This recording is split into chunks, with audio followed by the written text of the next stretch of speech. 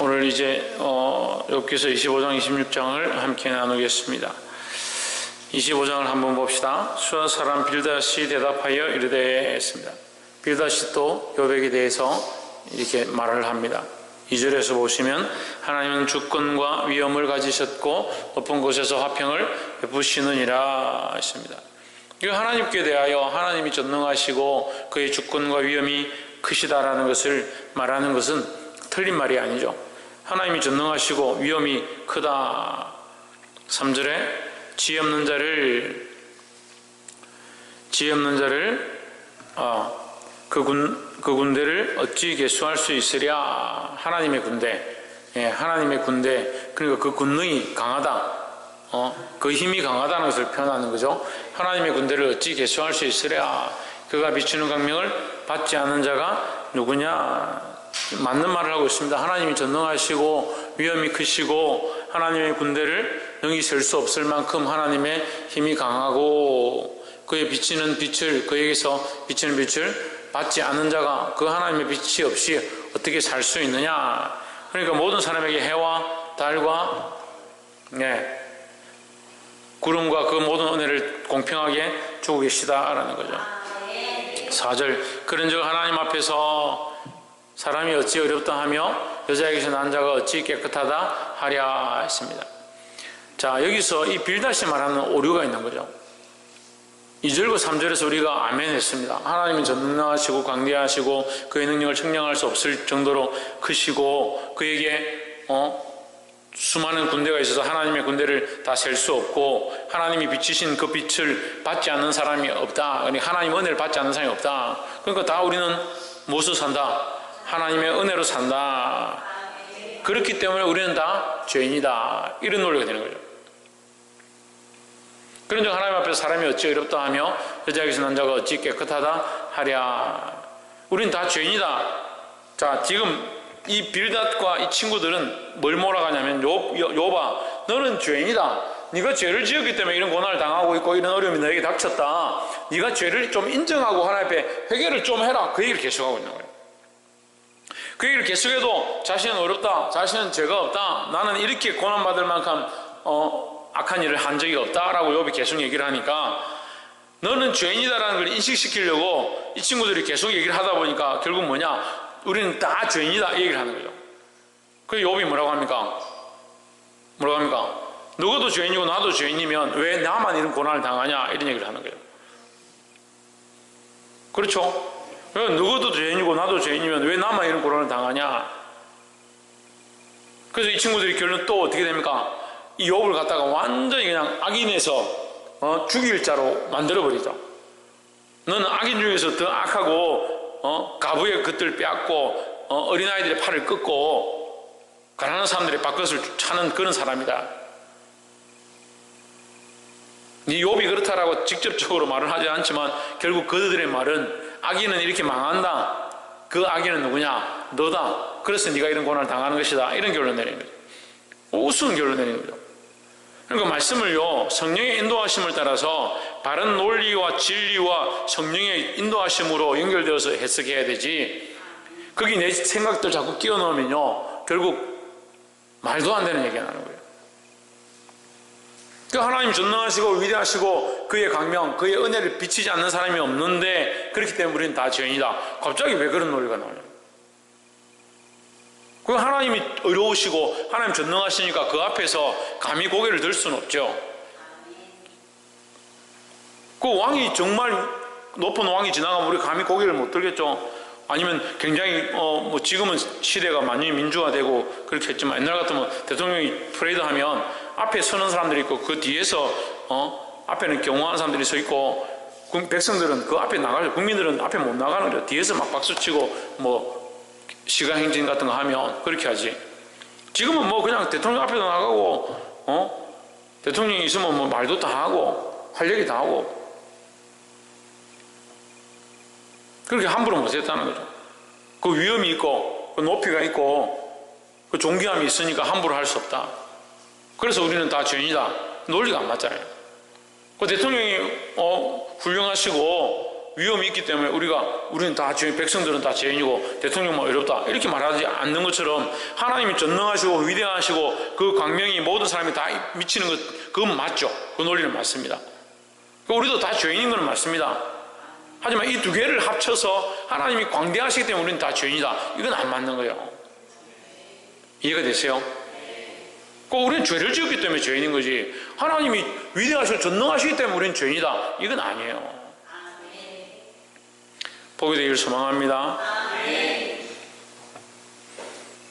5절에 하나님의 눈에는 달이라도 명랑치 못하고 별도 깨끗지 못하거든 했습니다. 이 빌다시 말하는 이 논리들을 하나하나씩 이렇게 우리가 다 말할 수 없지만 참 답답한 건 그런 논리의 전개에서 자기 생각을 한번 딱 주입하니까 그 다음에는 엉뚱한 방향으로 가는 거예요.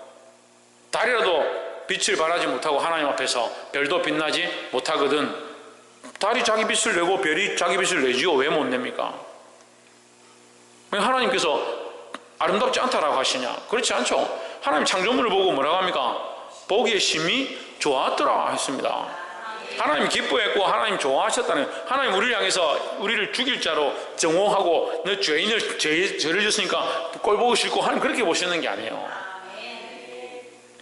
그렇게 보실 것 같으면 하나님이 왜 그 사랑의 계획들을 세우셔서 우리를 살리고자 그렇게 노력하시고 많은 역사들을 하나님의 그 섭리와 경륜 속에서 우리를 구원하는 방향으로 이끌어 가시고 있냐? 왜 그렇게 하시냐는 거죠. 우리 그걸 꼴 보기 싫은데 다 죄인인데 죄에 대하여 미워하는 거지 영혼에 대하여 미워하는 게 아니에요. 이 원리와 논리를 잘 알아야 되는 거예요. 모든 사람이 죄인이고 죄 때문에 다 죽어야 된다. 맞습니다. 맞지만 하나님 죄를 미워하시는 거지 우리 한 사람을 미워하는 게 아니다는 거예요. 그래서 사람들은 죄를 짓고 나에게 좋지 않게 하는 사람들을 미워하죠. 그게 맞다라고 생각을 하고.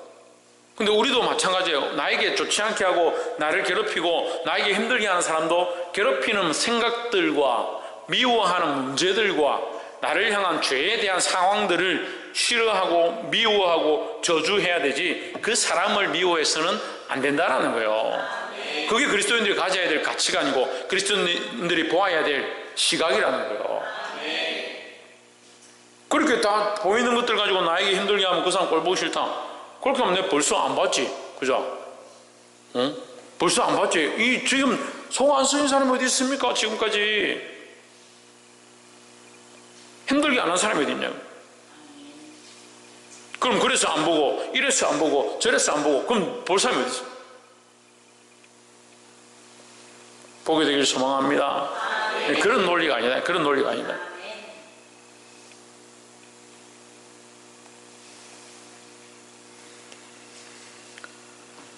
(6절에) 하물며 벌레인 사람 구덕인 인생이랴. 그렇게 이렇게 접목해가지고 달도 하나님 앞에 빛을 잃고 별도 하나님 앞에 빛을 잃고 하나님 광대하시고 전능하시니까 우린 다 죄인이고 그래서 인간은 구두기 같은 존재고 벌레 같은 인생이고 쓸데없다 이런 결론을 내버려요.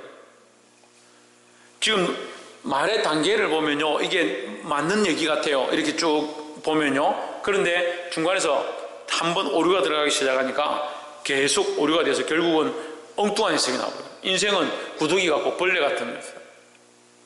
구두기 같고 벌레 같은 인생을 하나님 왜 살리셨냐고. 그러니까 우리의 관점에서 우리가 벌레 같고 죄인이고 죽을 수밖에 없다. 그건 하나님의 관점. 하나님의 관점에서 그렇게 볼 수 있죠. 하지만 하나님 우리를 어떻게 보십니까? 우리를 사랑하시는 관점으로 보는 거예요. 사랑의 시각으로 보는 거예요.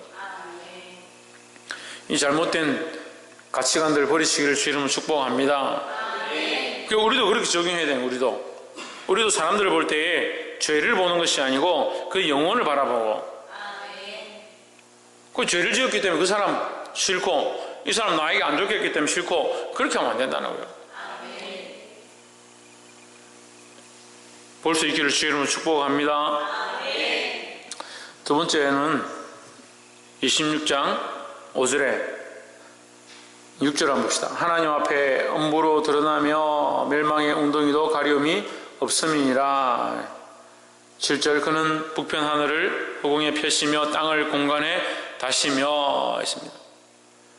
자, 7절에 보면 그는 북편 하늘을 허공에 펴시며 땅을 공간에 다시며. 자, 이 지금 욥이 지금 시와 같은 이 욥의 답변과 그 시와 같은 글귀로 욥에게 반박하고 있는 친구들, 똑같은 내용들을 얘기하고 있는 것처럼 보이죠.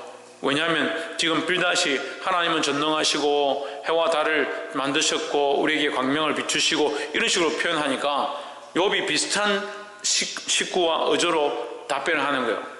그래서 욥기서를 보면요, 참 이 문체가 물론 우리가 다 아직 100% 이해할 수는 없지만 직접적이고 단호한 것보다 이것을 그 사람이 말한 그 내용들을 다시 반복하면서 그것이 잘못되어 있는 해석들을 다시 하나님의 방향으로 바꿔가는 이 지혜를 보는 거예요.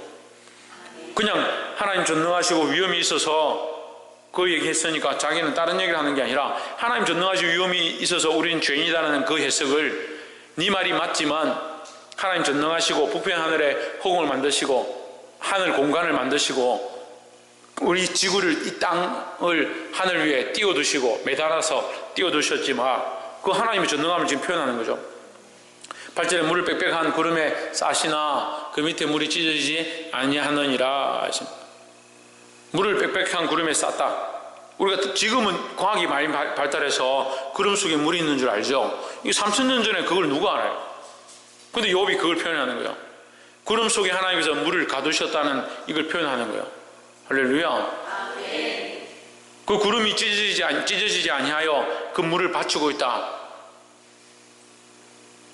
이게 단순한 논리인데 그 때가 되어야 비가 내리고 때가 되어야 물이 땅에 쏟아지는 것, 그럼 그 사이에 하나님의 섭리와 원리가 있다는 거죠. 우린 자연을 과학을 통해서 뭘 발견하느냐? 질서를 발견하는 겁니다. 자연과 과학을 통해서 질서를 발견합니다.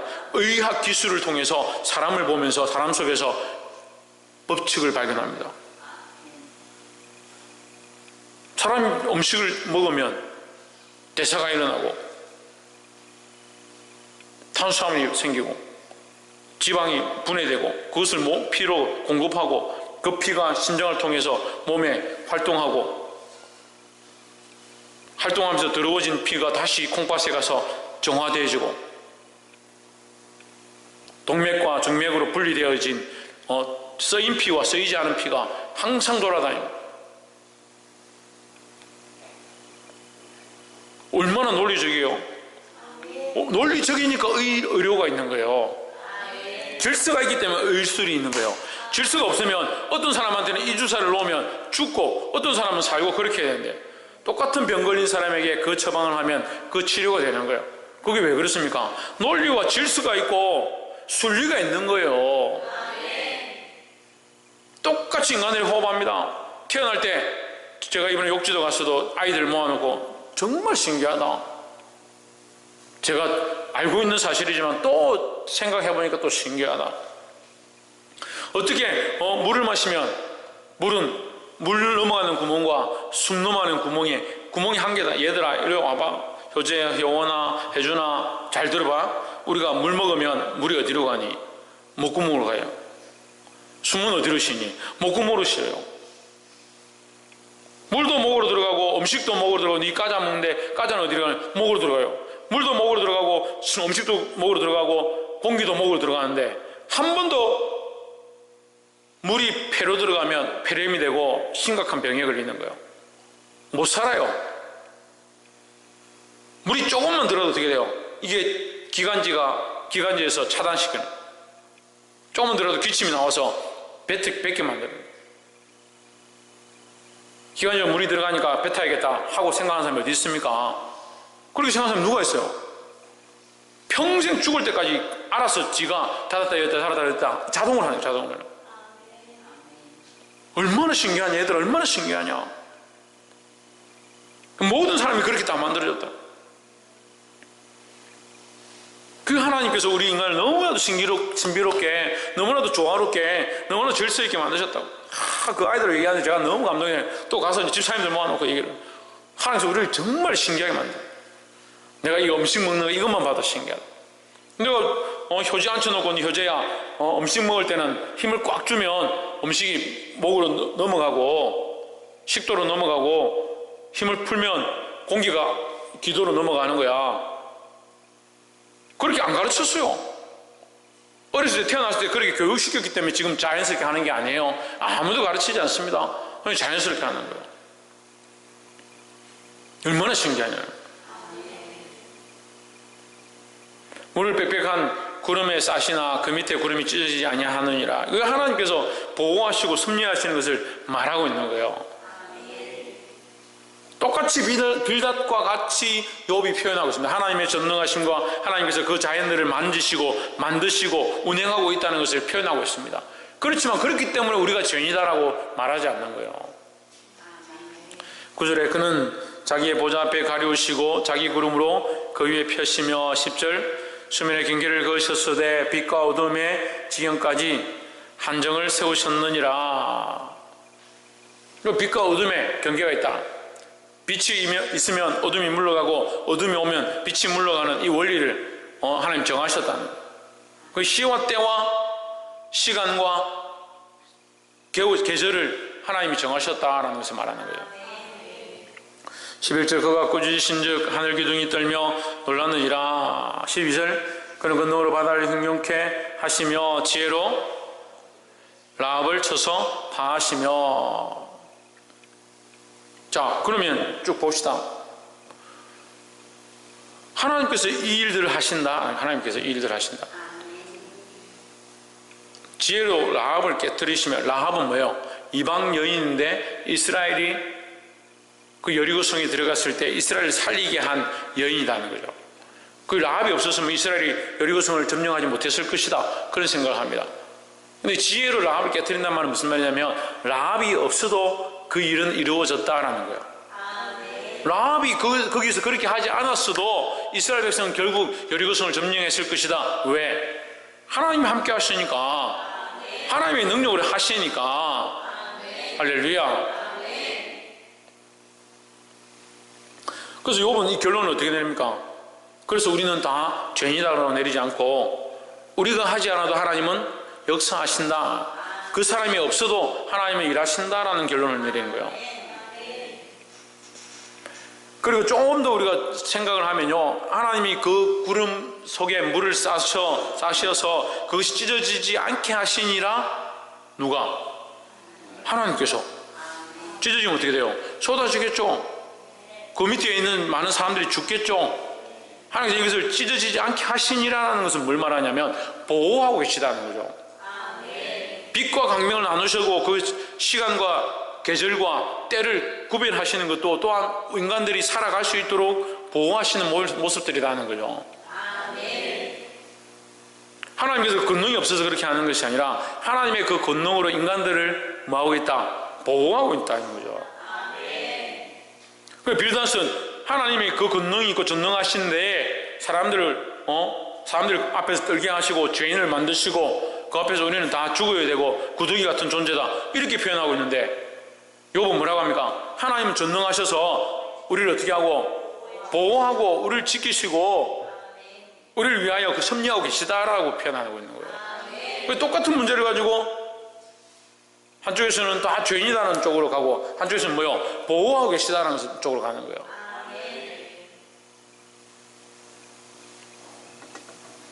볼 수 있기를 소망합니다. 13절에 그 신으로 하늘을 단장하시고 그 손으로 날랜 뱀을 지르시나니 했습니다. 자, 이런 중에 그의 입김으로 하늘을 맑게 하시고 손으로 날렵한 뱀을 무찌르신다. 이 날렵한 뱀이 뭐예요? 사단이죠, 사단. 예, 사단을 무찌르신다. 하늘을 맑게 하시고 이 영적 세계를 정리하시고 이런 뜻이죠. 그럼 하나님은 영적 세계 가운데 깨끗게 하시고 사단을 무찌르시는 일을 하신다. 그럼 욥은 여기 무슨 얘기를 하냐면 보이지 않는 영적 싸움임에 대한 표현들을 하고 있는 거예요. 자기가 당하고 있는 고난이 당할 수는 없지만 이것은 내가 다 해석할 수 없는, 내가 다 이해할 수 없는 하나님의 영적 전쟁 가운데 한 부분이라는 것을 기억하는 거죠. 생각하는 거죠. 그러니까 자기 뜻대로 되는 게 아니고 자기가 이렇게 했기 때문에 어려운 일이 닥치고 자기가 뭔가 했기 때문에 나에게 고난이 있는 것이 아니고, 나는 당할 수 없지만 하나님께서 우리를 보호하시는 분이신데 내가 지금 당하는 고난은 결국 뭐다? 당할 수 없는 영적 문제이다라는 거죠. 할렐루야. 그러니까 우리에게도 그런 일들이 얼마든지 있을 수 있습니다. 문제가 닥칠 때 영적인 문제고 영적인 것들을 해결해야 될 부분들이 있는데 자꾸 어떻게 해석하냐? 네가 이렇게 했으니까 이런 일이 생기지, 네가 잘못했으니까 이렇게 됐지 않느냐, 그렇게 인간적으로 자꾸 해석해버리는 거예요. 영적인 싸움들로 봐야 되는 거예요. 영적인 싸움에는요, 고난을 통해서 성장케 하기도 하시고, 고난을 통해서 넘어뜨리게 하시기도 하고, 고난을 통해서 기다리게 하시기도 하는 거예요.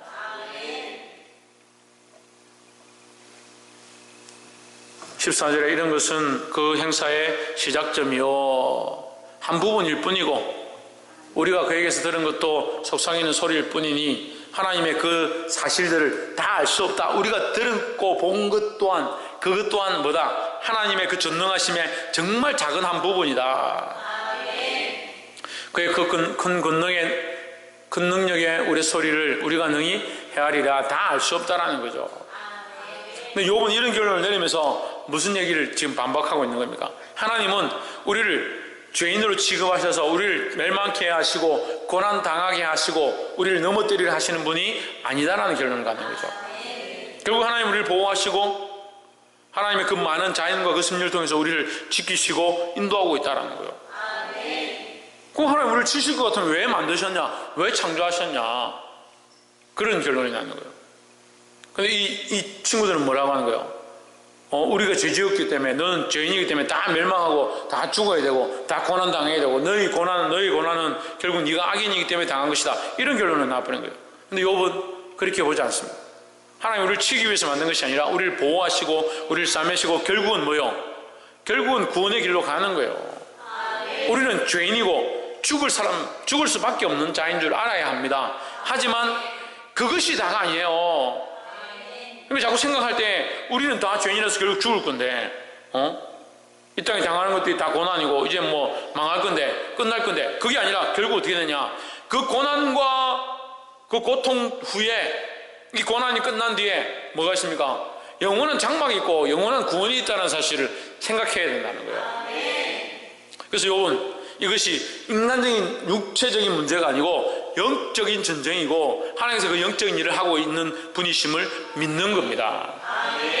그래서 이제 이것을 통해서 하나님께서 욥에게 결국 일하실 것, 앞에서 말했던 것처럼 그가 나를 단련하신 후에는 내가 정금같이 나오리라.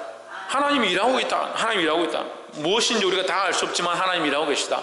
그 하나님의 그 섭리와 일을 통해서 나는 정금과 같이 되어질 것들을 믿는다라는 거죠. 사랑하는 성도 여러분, 이 욥의 믿음을, 욥의 신앙을 본받아서 하나님께서 영적 싸움 가운데 우리를 보호하시고 인도하시고 승리케 하실 것들을 믿고 날마다 하나님 바라보고 승리하기를 주의 이름으로 축복합니다. 기도하겠습니다.